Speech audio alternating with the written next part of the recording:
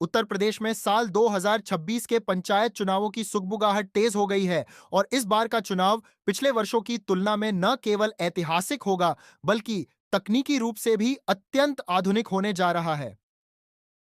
राज्य निर्वाचन आयोग ने इस बार चुनावी प्रक्रिया में पारदर्शिता लाने और धांधली रोकने के लिए कई क्रांतिकारी कदम उठाए हैं, जो ग्रामीण राजनीति के स्वरूप को पूरी तरह बदल देंगे।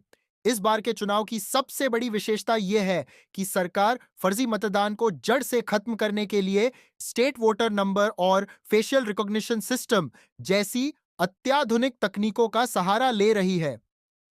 आयोग के निर्णय के अनुसार प्रदेश के हर पंचायत मतदाता को एक यूनिक स्टेट वोटर नंबर आवंटित किया जाएगा, जिससे मतदाता डेटा के प्रबंधन में होने वाली मानवीय गलतियों की गुंजाइश खत्म हो जाएगी और एक ही व्यक्ति का नाम अलग अलग क्षेत्रों की मतदाता सूची में दर्ज होने जैसी समस्याओं पर प्रभावी रोक लग सकेगी।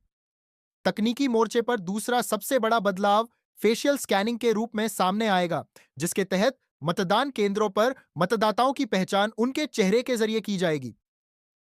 राज्य निर्वाचन आयुक्त आरपी सिंह ने स्पष्ट किया है कि यदि कोई व्यक्ति किसी दूसरे के नाम पर वोट डालने का प्रयास करेगा, तो यह सिस्टम तुरंत उसकी पहचान कर लेगा, जिससे निष्पक्ष मतदान सुनिश्चित होगा। केवल तकनीक ही नहीं, बल्कि प्रशासनिक स्तर पर भी इस बार व्यापक उलटफेर देखने को मिलेगा। प्रदेश की बढ़ती आबादी और विकास कार्यों को सुचारू रूप से चलाने के लिए सरकार ने करीब 500 नई ग्राम पंचायतों के गठन और 75 नए विकास खंडों यानी ब्लॉकों के निर्माण की प्रक्रिया शुरू कर दी है।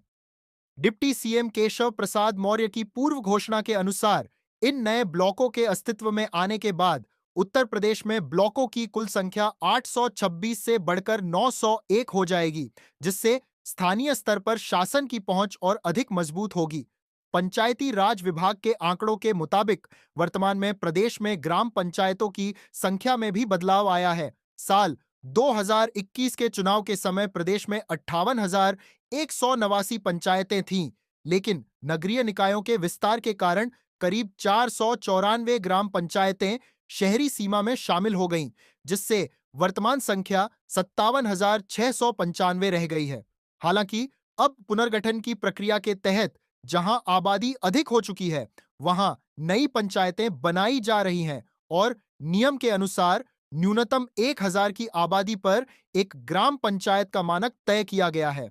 इन नए प्रशासनिक बदलावों के बीच चुनाव की तारीखों को लेकर भी स्थिति स्पष्ट होती दिख रही है।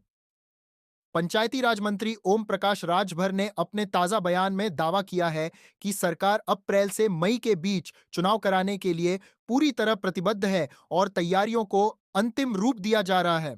इन बड़े फैसलों और नई व्यवस्थाओं के बीच यह साफ है कि 2026 का पंचायत चुनाव प्रदेश के लोकतांत्रिक इतिहास में एक नया अध्याय लिखेगा।